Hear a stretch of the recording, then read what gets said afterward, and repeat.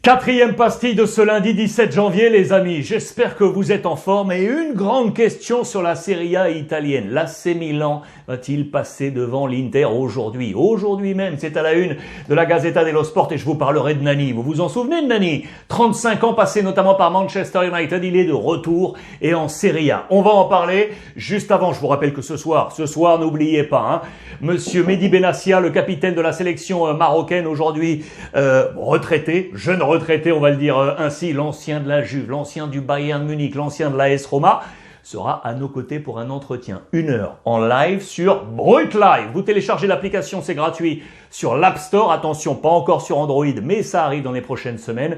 Vous téléchargez gratuitement, vous vous inscrivez, vous suivez ma page. Vous pouvez même réserver une place pour échanger avec Monsieur Mehdi Benassia ce soir en direct via le chat ou via caméra de téléphone interposée. On va se régaler ce soir 19 h en live. On revient donc à l'actualité forte. Et là, c'est Milan qui peut passer devant. Oui, parce que l'Inter a été accroché par l'Atalanta Bergame hier. Et donc, Zlatan avec Pioli espère passer devant. Regardez comme c'est chaud. 2 points d'écart. Victoire. Et là, c'est Milan passe devant l'Inter. Vous l'aurez compris, c'est très très chaud ce soir annoncé. L'Inter est resté à quai. Fin de série pour la formation de Simone Inzaghi. Pourtant, on a tout tenté avec notamment un super Dzeko. Mais heureusement que dans les buts de l'Inter, il y avait un Handanovic en flamme, en feu, parce que l'Atalanta, la formation de Gasperini, a été très efficace. Les systèmes tactiques, je sais que vous adorez ça sur mes revues de presse. Voici le schéma tactique engagé par Simone Inzaghi avec ce 3-5-2. Regardez le respect tactique justement.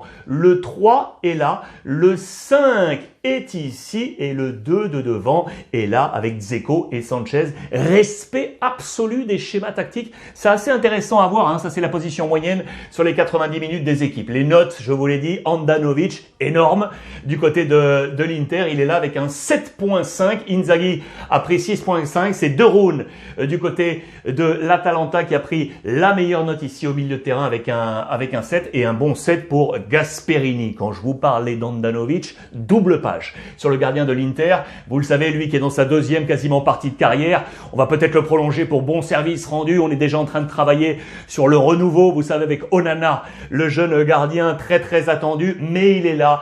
Il a encore la main sur cet Inter. Très fort. Double page sur Handanovic.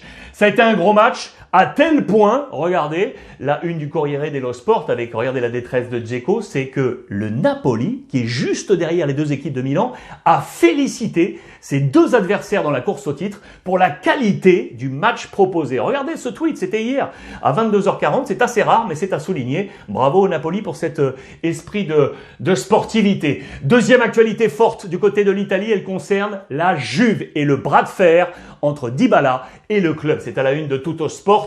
Regardez ici avec un homme, je vous en ai déjà parlé, c'est Beppe Marotta, l'ancien force exécutive de la Juve. C'est lui qui avait notamment dans les dernières années où il était à la Juve mené les négociations de contrat de Dybala. C'est lui qui avait signé la dernière prolongation de contrat de Dybala. Aujourd'hui, il est à l'Inter, je vous le rappelle, et il est en train d'essayer de ramener Dybala à l'Inter. C'est absolument incroyable. C'est dans les colonnes de la Gazzetta dello Sport. Beppe Marotta est à la chasse. L'Inter serait prêt, puisqu'il est en fin de contrat et on sera à 0, à lui engager un contrat autour de 7,5, 8 millions d'euros pour Dybala sur un contrat de 5 ans. Sur un contrat de 5 ans, alors que la Juve, pour l'instant, ne peut faire mieux. C'est du coup une guerre froide qui s'est ouverte avec Dybala qui a marqué là et qui a envoyé comme un geste de défiance à la tribune, à direction des dirigeants de la Juventus de Turin. Et peut-être qu'au milieu de tout ça, Max Allegri pourrait jouer le rôle de médiateur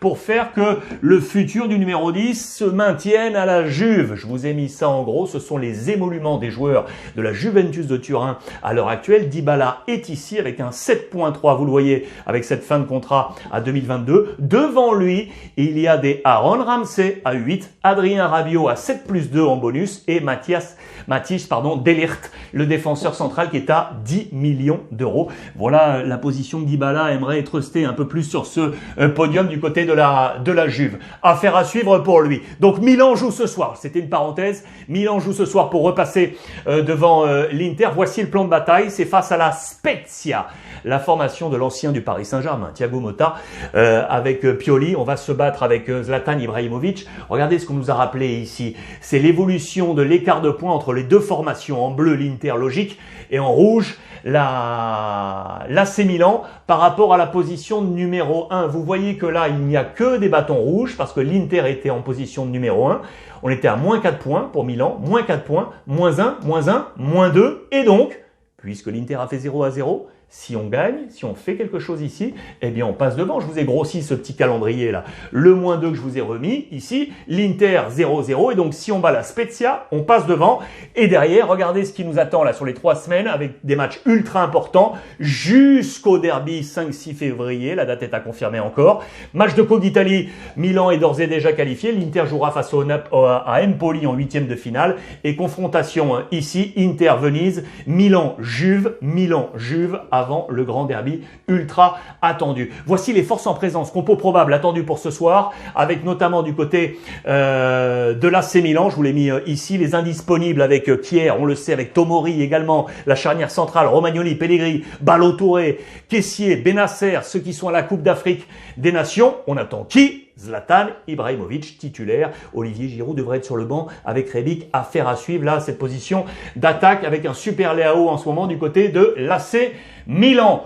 Je vous l'ai dit, Monsieur Nani, les amis, 35 ans et de retour et en Serie A. Il est là, regardez, sous le beau maillot de Venise. Le Portugais, 1m77, ailier gauche, 35 ans et de retour. Valeur marchande actuelle à 2 millions d'euros. Mais il a été l'une des grandes stars du football européen. Et donc, on nous le montre, il a été décisif pour la victoire de Venise. Victoire, pardon, c'est quasiment ça. Match nul face à Empoli, 1 but partout. Il est entré. Et il a marqué. Il est entré et il a marqué. Rappel de sa carrière, lui qui était formé du côté du Sporting Portugal. 25,5 millions d'euros au Manchester United en 2007-2008. Prêté ensuite au Sporting. Il revient à Manchester pour être vendu à Fenerbahçe en Turquie. Puis la vente à Valence en Espagne, qui le prête à la Lazio de Rome en 17-18. Et puis Valence finalement le transfère librement, retour à la case des pairs au Sporting en 2018-2019. L'aventure MLS à Orlando et donc aujourd'hui Venise depuis le 14 janvier 2022. Bravo à Monsieur Nani. J'adore ces histoires. Voilà pour terminer, je vous rappelle que ce soir, Monsieur Mehdi Benassia, l'ancien de la Juve, sera avec nous. Il nous rappellera notamment ses bons souvenirs sous le maillot noir et blanc de cette Juventus de Turin. Brut Live, ce soir, 19h. Je vous embrasse et profitez des vôtres. À suivre la 5e et dernière pastille du jour.